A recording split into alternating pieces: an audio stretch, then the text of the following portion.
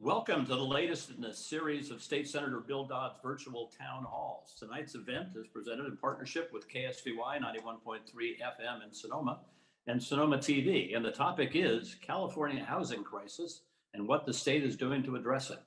I'm Rick Wynn, one of the volunteer hosts on KSVY 91.3 in Sonoma. This evening's town hall has been being presented on multiple video platforms, including Senator Dodd's Facebook page, facebook.com/sendbilldodd, sd03.senate.gov.ca, Sonoma TV Comcast Channel 27 in the Sonoma Valley, sonomatv.org, and the Sonoma TV channel on YouTube. For audio only, tune in to KSVY 91.3 FM in Sonoma County or stream on ksvy.org or your home smart device. Tonight's event features two distinguished panelists talking about California's housing crisis and what the state is doing to address it. Senator Dodd and the panelists will take your questions beginning in about 6:30. The studio call-in number is 707-933-9133. That's at 6:30. Call in at 707-933-9133. We also have a large number of questions previously submitted by email, and we will make every attempt to get those in, the ones that are not addressed by the panelists in their opening remarks and subsequent discussion. Senator Dodd represents all or part of 6 North Bay counties, including Napa, Sonoma, Solano, Contra Costa, Sacramento, and Yolo counties. And now I turn it over to Senator Dodd, who will make his opening remarks and introduce this evening's panel. Good evening, Senator. Good evening. Thanks to our panelists and KSVY for convening our first virtual town hall of 2022. But it's our 17th since the beginning of the pandemic. And Rick, I really want to give a shout out to you for doing this for us every step of the way. Thanks so much. Tonight, we'll be talking about our state's housing crisis and what we are doing to increase the construction of new and more affordable homes. I'm very glad to be joined by this distinguished group.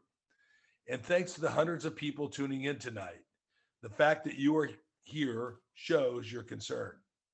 We will take your emailed questions and open the phone lines, as Rick said, at 6:30.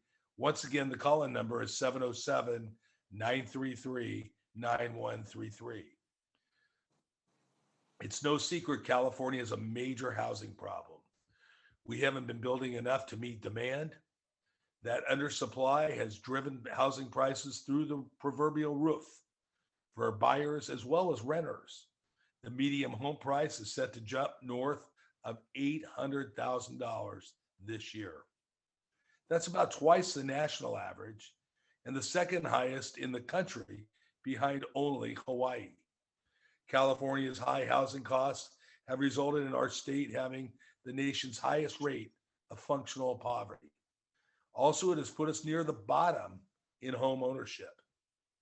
A December report from the Public Policy Institute of California said home production has actually slowed in California since the early 2000s. We went from building 147,000 homes in the first decade per year in the first decade of the century to only 71,000 last year. This happened as the state added 3.2 more people than housing units over the past 10 years. The trend of building fewer homes has been going on for years. Now estimates are that we need millions of new homes to be built to make up for it. Legislative leaders in partnership with Governor Newsom and statewide officials are determined to make this happen. This past year, we passed new laws to increase our housing supply. Senate Bill 9, for example, facilitates the building of duplexes to get people of all income levels into housing. And SB 10 streamlines the process for local approval of multi-unit housing in urban areas and near transit. And our balanced budget included a $1.7 billion investment to accelerate the production of 84,000 new affordable housing units. The budget also contains bold new provisions to address homelessness. So while the housing affordability crisis undermines the California dream for many families, we are taking steps to solve this most vexing issue. but there's still a lot more work to be done. And here tonight are two people on the front lines of this issue. My good friend Fiona Ma has been California's treasurer since 2019. She was previously a member of the State Board of Equalization. She served as Speaker Pro Tem of the Assembly and was a San Francisco supervisor. As treasurer, she plays the role in construction financing and is advocated for housing tax credits and revenue bonds to build affordable housing, as well as units for unsheltered and college students. Also with us tonight is Gustavo Velasquez, Director of the Department of Housing and Community Development. HCD provides housing loans and grants to tens of thousands of families each year. It also provides rental assistance and has been a key player in affordable home construction. I want to welcome you both here. Thank you for taking time out of your busy schedules. Now let's hear from Treasurer Ma. Thank you, Senator Dodd. And as you will see shortly, Gustavo and I are very passionate about housing and making a dent in the housing crisis.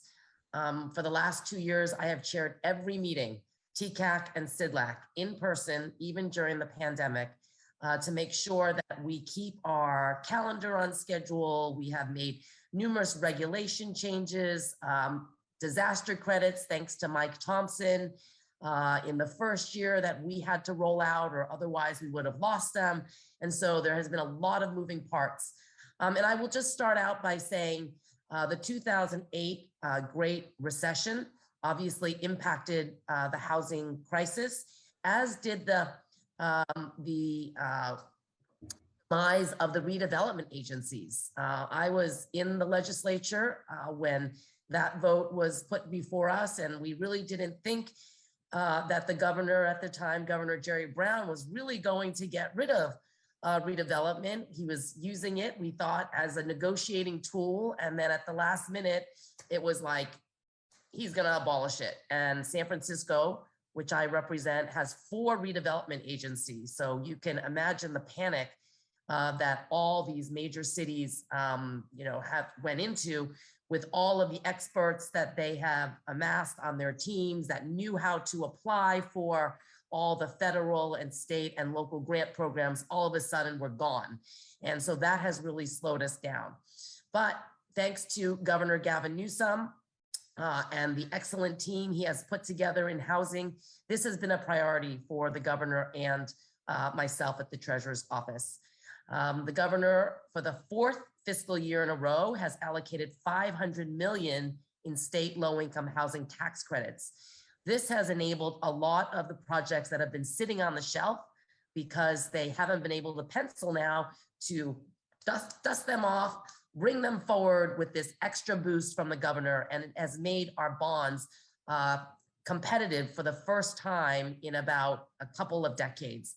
And this has created a lot of excitement. I think cities and counties are going to see more affordable housing projects being built, especially in your district, Senator. We have, number one, the federal disaster credits have really prioritized Napa and Sonoma counties because of fires that devastated your region. The extra state low-income housing tax credits has enabled more of these smaller projects to come forward and get approved. And in our financing committees, we have been about 2 to 3 times oversubscribed. So that can tell you how many applicants are out there, and also cities and counties that want to build affordable housing. We hear about those that don't want to, but the majority of cities and counties do want to build affordable housing. And it's a matter of making sure that they are doing their part to expedite their permitting process so that applicants can come before our tax credit and bond committee, so that they can actually apply. And I know Gustavo has an exciting new program he's going to be rolling out next year, which is going to even expedite some of the larger affordable housing projects in these major cities. And I'm just going to turn it over to him, perhaps for some introductory remarks, and then we can get into the nitty-gritty of what we're actually doing, if that's okay with you, Senator. That's fantastic. Director Velasquez, you're on. Thank you so much for being here. Thank you, Treasurer. It's great to see you. It's always great to see you. Senator Dodd, thank you very much for having me and the Treasurer here at your first town hall of the new year. It really is a pleasure to be with you and your constituents. You, in your opening remarks, Senator, you were really hitting the nail on the head and laying out the huge housing challenges that we face here in the state. No district, no town, no city is immune from really a crisis of housing affordability. As much as we all wish there was a silver bullet to solve all of our problems, there really isn't. It's only made worse by the circumstances we find ourselves today. Events like, of course, COVID, the state's drought, the tragic wildfires. I mean, there was already a crisis of housing affordability before these events that I'm describing, let alone after this event. So the good news here is that we have been provided with a historic opportunity to get really big things done. Opportunities to keep Californians in their homes, prevent and hopefully in due time end homelessness, and increase housing production and accessibility. Many of these are opportunities provided through the good works of you, Senator, your colleagues in the Capitol, especially to remove institutional barriers that have held back progress. I'm going to talk a little bit about those institutional barriers in a minute, but I just want to take a point of personal privilege here, because as you know, the governor yesterday unveiled his proposed budget. I know there'll be a lot of debate, discussion with you, Senator, and your colleagues in the weeks and months ahead. But I think what we are seeing from the governor's announcement yesterday is the continued intention to move forward with urgency on four fronts. I would say homelessness, housing accountability, streamlining our housing program so that we get units online faster, and certainly the Treasury is a champion in that, making sure that we build more housing more quickly. And fourth, creating housing opportunities that simultaneously help relieve the effects of climate change. And I'll also talk just for a few minutes later about that. But just taking into effect what the governor and legislature have agreed upon last year, with the California Compact Plan, the single largest investment in housing and homelessness in the history of the state. $10 billion in affordable housing programs and another $12 billion to address homelessness. That was last year. What the governor announced yesterday is he calls it a California blueprint, but really the backdrop is this California Compact Plan, which has unprecedented level of investments in housing and homelessness. At the end of the day, when all of these resources are deployed, we'll have somewhere in the neighborhood of 85,000 new units of housing, of which 44,000 is likely more than half will be homes and treatment beds that will come online to help those living on the streets. I'd like to spend just a few minutes to highlight what we're doing, especially on homelessness, since it's such a big topic, right? Every issue that every town, every city is not immune. And you should be proud that California has one model that it really is resonating throughout the country. It's called HomeKey. You probably have seen this program in the news. It funds local governments to buy existing hotels, motels, but other types of structures as well, and convert them into permanent supportive housing for those experiencing homelessness. The state invested $800 million last year, thanks to funding from both the state and the federal government. Thank you, Senator Dodd. And now we're by basically tripling, because of the success of this program, we're tripling the investment in HomeKey. When this program gets fully implemented in about a year and a half from now, there will be 16 new units of housing created for those that are experiencing homelessness. we have other programs. Treasurer knows very well that we've been, trying to get money out under this new initiative called the California Housing Accelerator, another $2 billion, so that projects that have been waiting, tax credit, but they haven't complete full financing to actually start construction, that they actually get to the finish line very quickly. And an important vehicle for keeping people housed.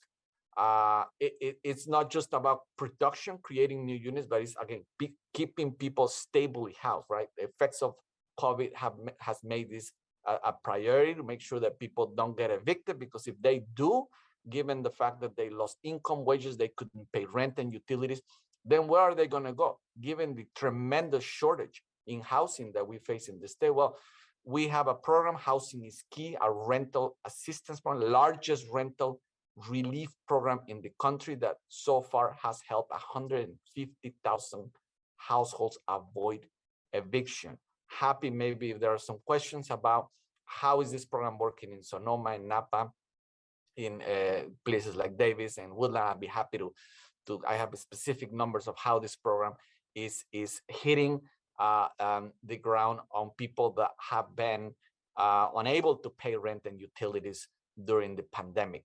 And I know I love data. I like to throw out a lot of numbers, but behind the numbers, thousands of real individuals and families that are being served will give them security and stability and improve the chances for prosperity. And so, this rental relief program is so important. We just got word just a few weeks ago that the federal government believes California is doing really well, is transferring an additional $62 million to keep the program going. And we will not stop until we get more money so that we continue to accept applications and provide more relief.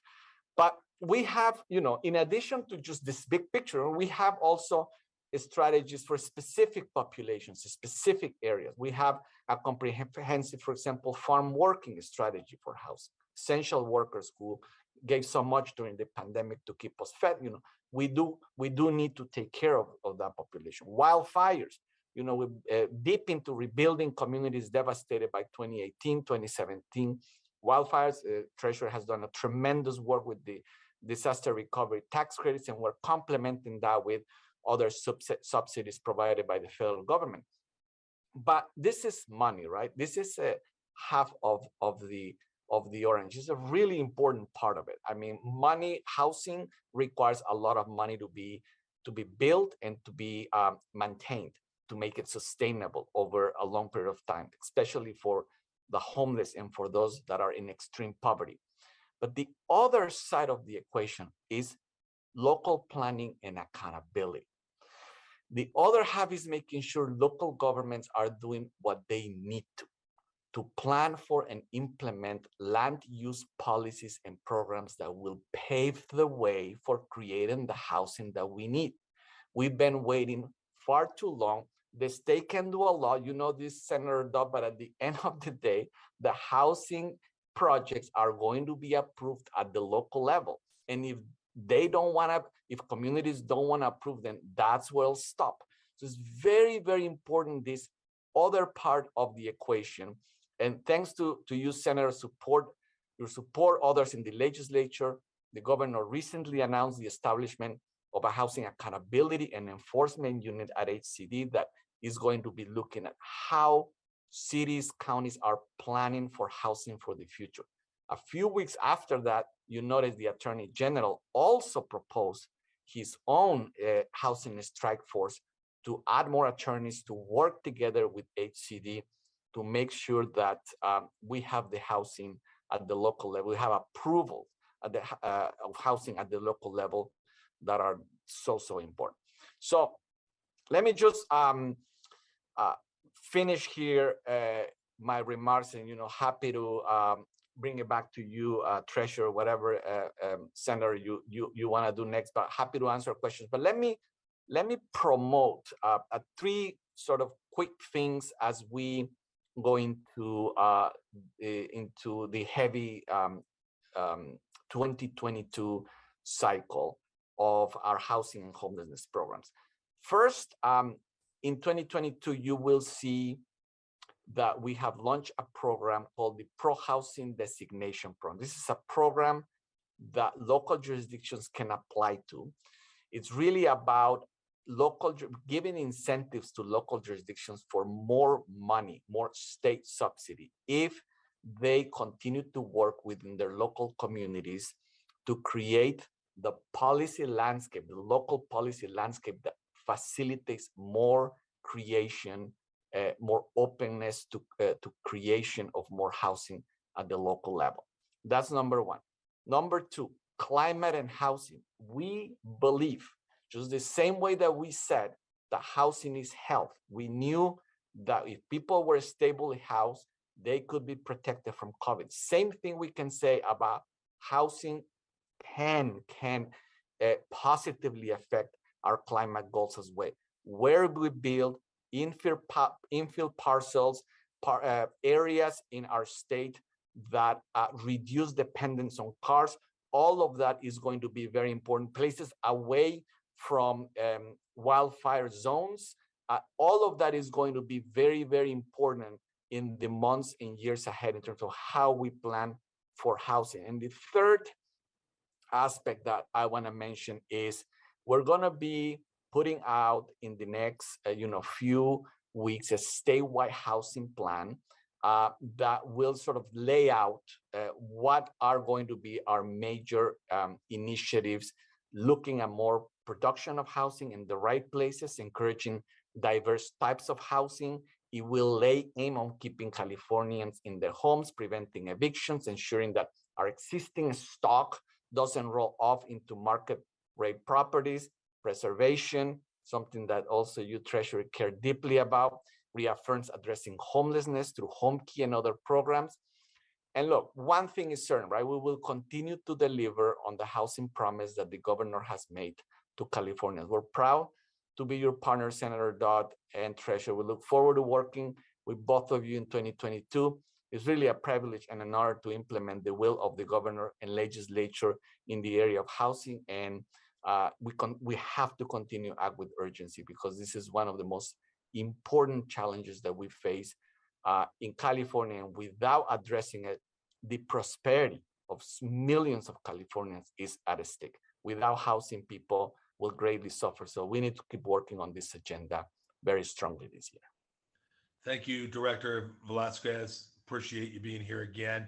Rick, I think we're to you now. Let's see what kind of questions we have for our guests, or all three of us, actually. I think we might throw it back to the treasurer, because Director Velasquez asked her a few things that she probably needs to respond to.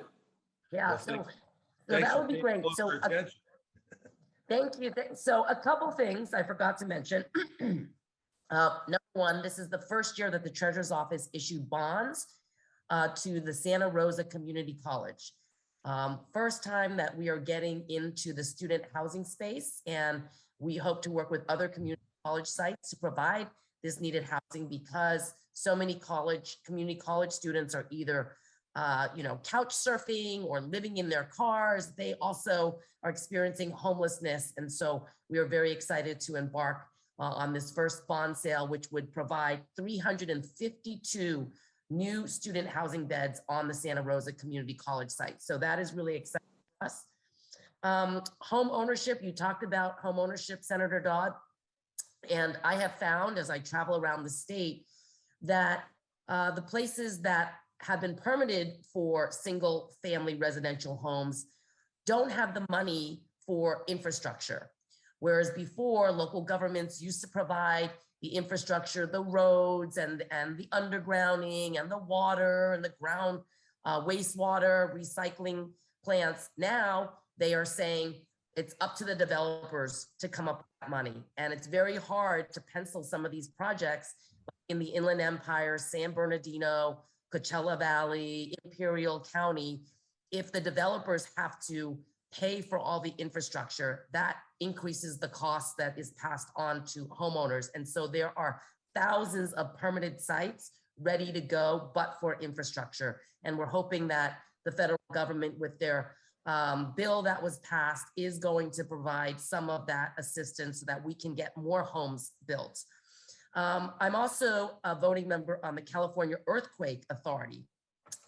So we have been providing grants to homeowners who retrofit their homes through the Brace and Bolt program.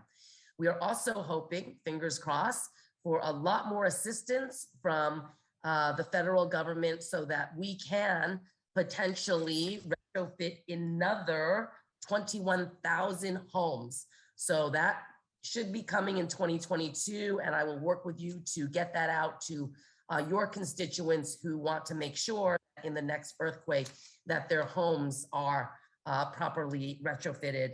And then another program that I'm excited about, and perhaps Gustavo can talk about, the ADU program.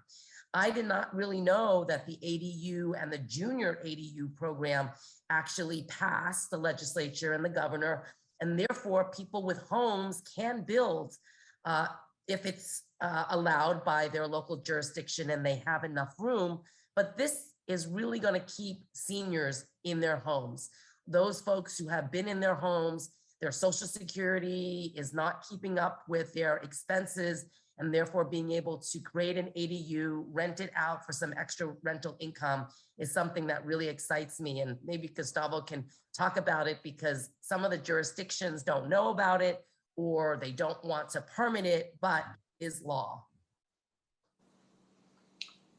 I think we're going to take our first caller, and I think he's hitting on something that seems to be a big issue, and that is basically all housing is local. And if a community is such as Karen or Kimberly Russo in Davis said, my town of Davis rejected a beautiful neighborhood plan in favor of a field just the other year. That the full jurisdiction over what housing happens is local. And Rick is also talking about, from Rohnert Park, wants to know about red tape in housing. Rick, you're on. Hello, Rick. Line one, Rick, you're on. No? Okay. Then we have Terry and Sonoma Boys about preventing sprawl, particularly in the Sonoma Developmental Center. Terry, you're on. And maybe we have Rick went. Try Ricky in Rohnert Park again. Okay, we're gonna go with Rick. We're gonna go with Rick from Rohnert Park again. Hello, Rick. You're on. Hello, can you hear me? Yes. Yes. Okay, great. Well, here in Sonoma County, after the fires of 2017, there was, of course, a great rush to try to build a lot more homes to replace those that were burned down. And people were talking a lot about cutting through red tape. Well, here's the thing about red tape. What looks like red tape to one person is essential environmental and health and safety regulations to others. So I think there's a conflict here, and we have to be careful as we try to deal with the current crisis in housing, that we don't sacrifice some of the gains that we've made over the years in environmental protections and quality of building and so on. So I just wondered if anybody wants to comment on that.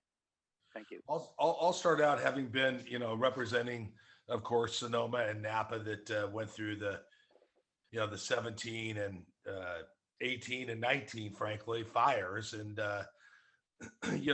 one of the things for local elected officials and as former county supervisor in Napa County, the idea that you're going to make somebody that lost everything in their home, and they've had a home there for 20 or 30 years, and now you're all of a sudden going to be putting obstacles in front of them to rebuild their home, doesn't really sit well, frankly. But I do think your point's well taken as we look to new opportunities for new homes. And I really do believe that the local agencies have has a responsibility to make sure that the environmental standards that we have in the state are adhered to. And I don't believe that what we're trying to do here flies in the face of the state's fantastic environmental record over the years.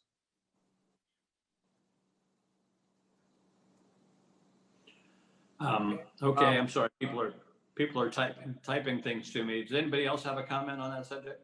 Well, there were a few comments before, Rick. The person that addressed the local approvals commented on Davis. And then I loved the opportunity to talk about ADUs. The treasurer asked me to address. Can I just speak briefly about those two matters? Sure. Okay.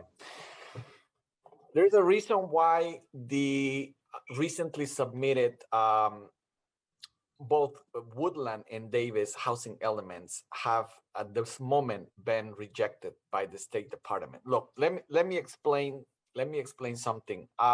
We are entering, this is kind of wonky, but we are entering what it's called the sixth cycle of our regional housing needs assessment. So every roughly 8 years, regions have to plan for new housing. And then they come up with a big number for the region, and then they have to put from that number specific numbers to each locality within that region. So we just went through that exercise for the next 8 or 9 years. The reality is that when you look at what happened in the fifth cycle, the cycle before the new cycle, housing was built in a very, very limited basis. Just to give you a sense, across the state, only 4 units of housing out of 10 were created for people that were moderate income families, your law enforcement officers, your nurses, your teachers. Only about 4 out of 10 units that should have been created in the state in the last 8 or 9 years were created. But when you go to the people that are extremely low income, your service hospitality workers, your janitors, your cooks in these kitchens, only 1 out of 10 units of housing that should have been created were created. We can no longer for the upcoming cycle believe that we need to continue on that pattern. We can no longer accept, and I'm going to use a terrible word here, kind of the mediocrity of local jurisdictions submitting housing that is not going to create housing elements that are not going to create the type of housing that we need in the state. So right now we are engaged with Woodland, with Davis, so that they go back to the drawing board and they rethink where can we build more housing in these communities. Now, the advantage of Solano, Napa is that they come into in 2023, so we don't have to review housing elements, but it's very, very important that these local communities are engaged with their local officials and their planning officials so that more work is done to open up the space, to open up the opportunities for more housing in these communities. Now, ADUs is a perfect example, just very briefly, of the type of housing that is kind of exploding in the state. 300% increase in accessory dwelling units. Some people call it the granny flats, or the small units that you build in your same lot. Of course, SB 9 that the Senator Dodd talked about is kind of gonna be a game changer in that front, but because it has the potential to split lots. But right now, what we have is accessory dwelling units, and we have to make sure that local jurisdictions understand that there is a state law that requires permitting of these accessory dwelling units automatically. And if that doesn't happen, then they would be in violation of the state law. So what we're trying to say here is there's an opportunity to create more housing in many ways, on many fronts. And we just have to make sure that local jurisdictions celebrate the opportunity that the state and the state legislatures are giving these local communities to plan for more housing, because this is a huge need in these local jurisdictions. Speaking of a very sensitive local housing issue in Sonoma, Terry is on line 3 with regards to the Sonoma Developmental Center. Terry? Yes, hello, good evening, Senator Dodd, Treasurer Ma, and Director Gustav, I think it is, Gustavo. Thank you very much. And the comments about the RHNA numbers are very pertinent to my question. We do understand that climate smart housing is for info, makes a lot of sense. But how can the state of California support sprawl into the rural and agricultural lands in unincorporated Sonoma County and other places like Santa Clara, which will increase greenhouse gas emissions? And locally, we're talking about the Sonoma Developmental Center, where the county is planning a large volume of housing, which is far from any urban growth boundaries. It's out in a rural community that has no transit or services. So how will the state of California ensure that you're not supporting sprawl? Well, I can maybe take a stab at that. In terms of our regulation and application guidelines, we do give extra points if you are by a real transit hub. For example, this year we're giving points for environmental benefits to help with climate change. And so how we score these applicants really does play a role in where these projects are located. So in terms of the Sonoma Developmental Center, because there is no, transit, there's no amenities close by like schools and grocery stores and hospitals and other, amenities, they're not going to score that well when they apply for either tax credits and or bonds. So that's kind of how we are trying to address it, to really promote transit-oriented development. For example, right, BART has been expanding, and we want to build more housing around transit so people don't have to have a car and they can ride public transportation. Like, we are thinking about that, and that's how we set up our scoring system.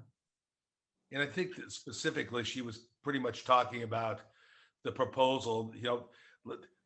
First of all, I just want to give you an outline of really what happened with this. Senator McGuire and I really wanted to make sure that as the Sonoma Developmental Center closed their doors after so many years in operation there, that we wanted to make sure that the local community, continue to have the open space and everything in the hills and in that area.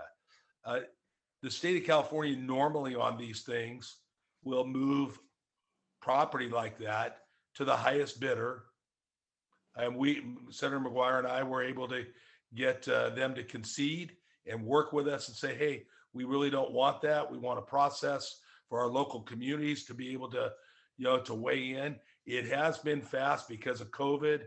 I don't want, I'm not going to throw anybody under the bus, but the reality is we are where we are. We have tight timelines. The state of California spent probably, a lot more money on this warm closure than they ever anticipated.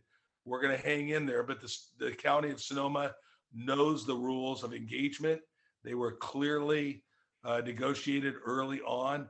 And I really believe that if the residents in the area work together with the county, that it doesn't have to tie into, one scenario or another. There's always opportunity to change things. But one final point, or a couple final points. One is probably there's not going to be a lot more activity there than there was at the heyday of the Sonoma Developmental Center when it was up and operating. And I think that's the baseline, that people were looking at. And I think I'll just leave it at that for now. That's a thumbnail sketch of really what's happened. Okay, we got to get back to the phone. Scott has been holding. Scott in Sonoma, he wants to ask about alternative building options and the current general economy related to home prices. Scott. Hi, thanks for taking my call. I think Director Velasquez addressed a little bit of this, but I'm going to hit a few points real quickly. I'm a member of HAS Sonoma, which is in the process of applying for home key funds to develop a 40-plus bed emergency and transitional housing center based on the work of Homeward Bound in Marin County. We're building that. We purchased property and have a demonstration of our temporary models up for while we'll be building a permanent facility. It's on Highway 12, right next to Agua Caliente Creek. I'm also part of the Housing Advisory Committee for the General Plan update, so I'd like to hear what the senator has or anybody has on any of these issues. One is Vancouver has used or started an empty buildings tax. So 1% of the assessed value if that building is not occupied goes to a fund which will be used to build more housing. The second idea I would like to ask what you think about or how we can do this is to rezone shopping centers, because this is underdeveloped land that we can increase the density and create vibrant 24-hour high density neighborhoods. The final point is more to the general economic climate and what I would call economic climate change. So to throw a quick statistic out, in 1940, average home price and average income were equal. The American dream was easily achievable by the average American. And we know today that that has changed drastically to where average home price is 20 times average income. So we have 1/20th the buying power of the greatest generation. I don't see how we can address this issue without addressing that larger issue or finding ways to mitigate the way the climate has changed. And I'd like to hear what anybody or everybody has to say on this. Thank you.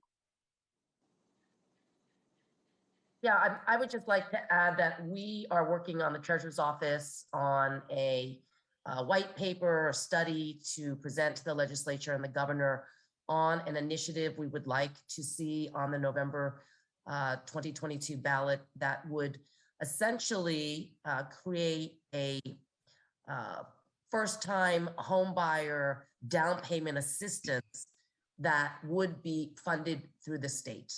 And this would give a lot of opportunities for those folks who haven't been able to get that down payment assistance easily through their financial institutions, especially after the 2008 Great Recession. So this may be a game changer as well for people who want to afford a home but can't afford it because they're not able to save for that down payment assistance. So stay tuned to see if we can get it through the legislature and on the ballot for November.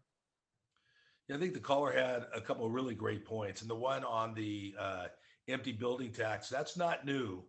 I know that in my district, the city of Napa has considered that. A lot of, once again, a lot of politics involved in that. I'm not aware, Director, are you aware of any communities that have that already? No, I know Southern California has been, in LA County, there's been 2 small jurisdictions that have been proposing that for a while, but I don't know if that actually has come through. But what I can tell you is the governor's budget yesterday included $100 million for a new adaptive reuse program. We are going to start working on those guidelines because it's very, very important to look at these commercial facilities, some, empty facilities where we can create some interesting models of adaptive reuse and convert them into housing. So I know there's been in the state legislature efforts to move in that direction, aside from the tax issue, but we're going to be putting some guidelines about how this adaptive reuse program would work, and we welcome the feedback from communities because I know it's something that some local communities are thinking about it. Yeah, and I just want to say, going back to adaptive reuse, these projects already have undergrounding, they have parking and pavement and cable access. And so these are actually the projects that would be a natural to create more housing versus an empty lot or a field that has nothing on it. Real quick on that same subject, Nancy Mall had written in, Senator Dodd, where do you stand on AB 672? The bill that's trying to convert publicly owned golf courses into affordable housing. She thinks all open spaces should be considered and not just public golf courses. Well, I think that, I don't have the bill in front of me. I don't have all the facts of the bill and everything. But in general, basically what that does is that I think paves the way for the local communities to be able to make those type of decisions themselves. I don't know that bill is a by right thing where they can just because of the state. I don't think that's what a bill would say, but I could be wrong. I have not reviewed that bill. It's in the assembly, but I'll certainly be paying attention to that. Gustavo, do you know anything about that? I do, only because we have to create those complex fiscal impact statements for every bill, and but I actually don't know all the specifics there. I'm gonna have to dig in deeper. I just don't know the facts. So. Okay, we'll take it up another time. Efren wants to have a few comments or questions about housing. Efren? Yes, good evening. Can you hear me okay? Yep. Good evening, Efren Carrillo with Burbank Housing. Senator Dodd, thank you so much for hosting this critical town hall. Treasurer Ma and the, Director Velasquez, it's good to see you both as well. Larry sent his regards. He couldn't make it this evening. But I first want to make a comment and really thank Treasurer Ma for her work on getting the disaster credits dispersed.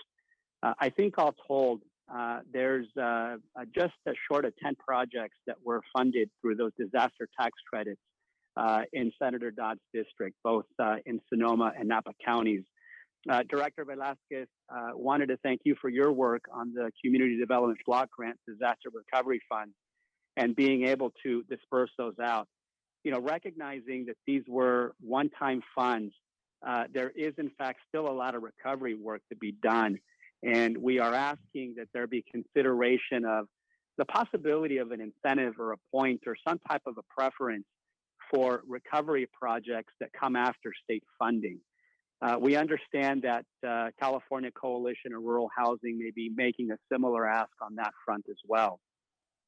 Director Velasquez, I was heartened to hear your comments around the accelerator funds and really focusing on the backlog that we have across the state on projects that or developments that have been entitled, approved by local jurisdictions, and are just essentially necessitating the necessary funding.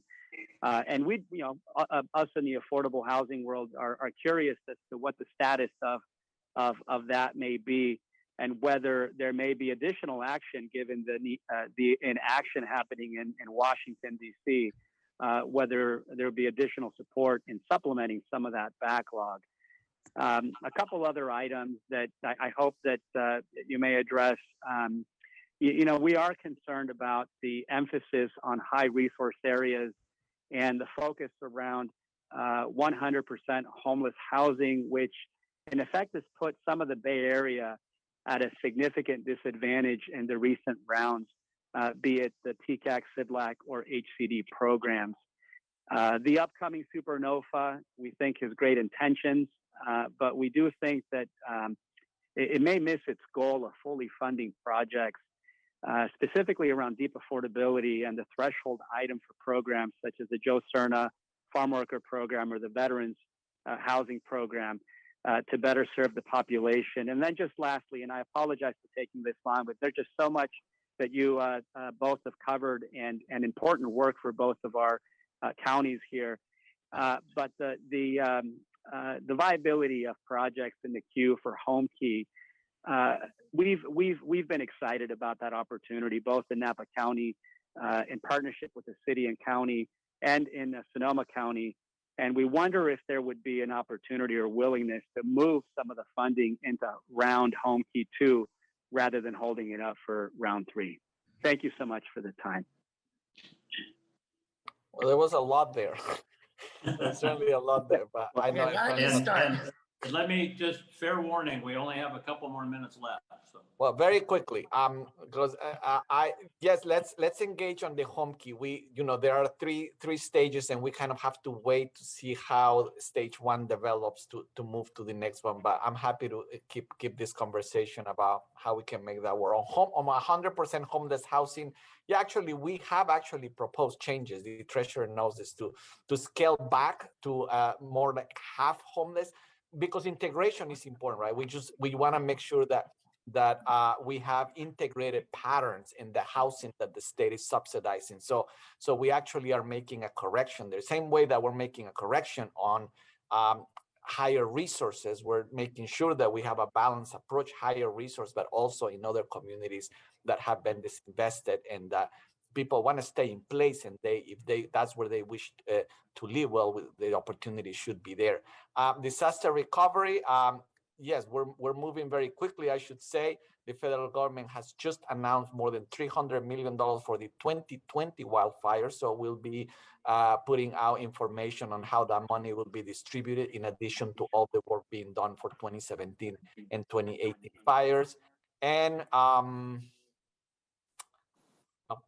that's what I remember from the question. Okay, so I will just add, thank you, Ephraim and Burbank Housing. You are the reason that we got the federal tax credits to begin with, thanks to your advocacy for, with Congressman Mike Thompson, and it's continued. And I missed that, Gustavo, so I need to get more details about this upcoming round of disaster credits. And so we will again be busy.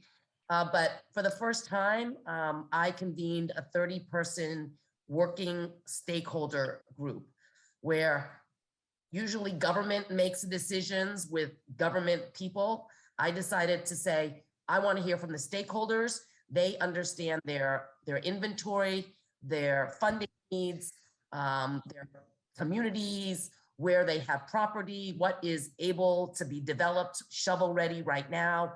And the committee has really looked to this working group to give us guidance on our regulation changes, how we set our competition up, the needs in different communities, disaster credits, for example. Sonoma and Napa were very, very active in helping us develop the funding competition so that, we could rebuild in locations that were actually in the fire perimeter. And that's something that we heard from the community, that if we're going to rebuild, it's not right to let other people who are not rebuilding in the fire devastated areas to get the priority for bonds and tax credits versus, focused on those people that have lost everything in these fires. And so we really thank the community for actively being engaged. If you join our meetings, you know that I don't have a limit on public comment. Sometimes our meetings go 5-6 hours or more because we really want to hear from the public, and we take all of your comments into consideration. So we encourage you to join us at our CIDLAC TCAC meetings. Moving forward, all the agendas are online. Our next funding meeting is next week, but every year we reevaluate, like Director Velazquez says, and we tweak and we change and we prioritize different types of projects. So to the extent that you have more projects in these fire devastated areas, let us know. We need to know what your inventory is so that we can adjust the allocation method for, this year is a little late because we've been doing it for the last 4 months, but every, fall to December, we do change the rules and allocations. We have one last question on the line from Adam in Fairfield. And the producer told me we wanted to take this question about solar required on new housing. Adam?